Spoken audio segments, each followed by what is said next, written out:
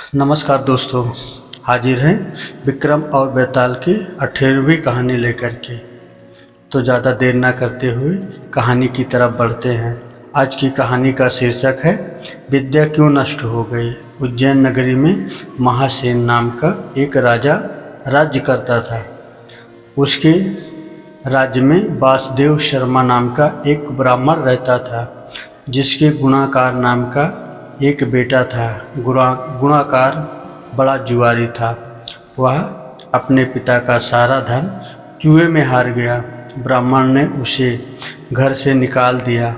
वह दूसरे नगर में पहुंचा।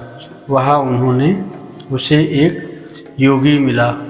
उसे हैरान देखकर उसने कारण पूछा तो उसने सब बता दिया। योगी ने कहा, लो पहले कुछ खा लो। गुणाकार ने जवाब दिया, मैं ब्राह्मण का बेटा हूँ, आपकी भिक्षा कैसे खा सकता हूँ। इतना सुनकर योगी ने सिद्धि को याद किया। वह आई। योगी ने उससे आवभगत करने को कहा। सिद्धि ने एक सोने का महल बनवाया और गुणाकार उसमें रात को अच्छी तरह से रहा। सवेरे उठते उसने देखा कि महल आज कुछ भी नहीं है। उसने योगी से कहा, महाराज, उस स्त्री के बिना अब मैं नहीं रह सकता। योगी ने कहा, वह तुम्हें एक विद्या प्राप्त करने से मिलेगी और वह विद्या जल के अंदर खड़े होकर मंत्र जपने से मिलेगी। लेकिन जब वह लड़की तुम्हें मेरी सिद्धि से मिल जा सकती है तो तुम विद्या प्राप्त करके क्या करोगे। गुणाकार ने कहा, नहीं, मैं स्वयं वैसा करूँगा। योगी बोला, कहीं ऐसा ना हो कि तुम विद्या प्राप्त न कर पाओ और मेरी सिद्धि भी नष्ट हो जाए।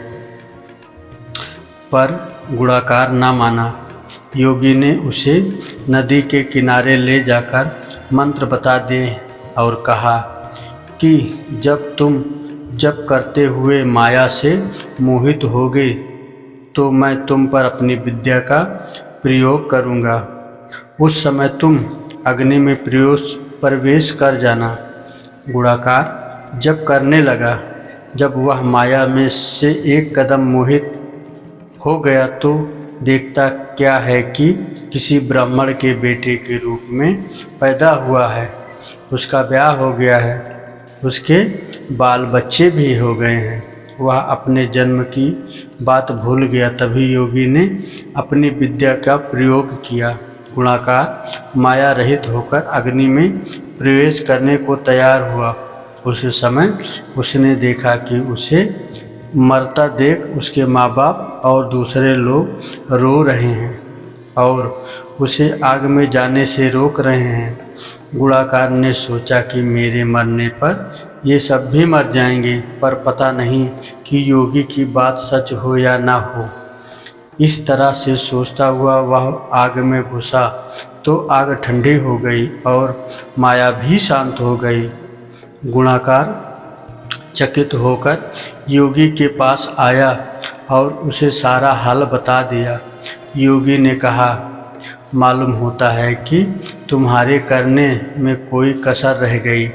योगी ने स्वयं सिद्धि की याद की, पर वह नहीं आई। इस तरह योगी और गुणाकार दोनों की विद्या नष्ट हो गई। इतनी कथा कहकर बेताल ने पूछा, विक्रम राजन, यह बताओ कि दोनों की विद्या क्यों नष्ट हो गई। राजा बोला, इसका जवाब साफ है। निर्मल और शुद्ध संकल्प करने से ही सिद्धि प्राप्त होती है।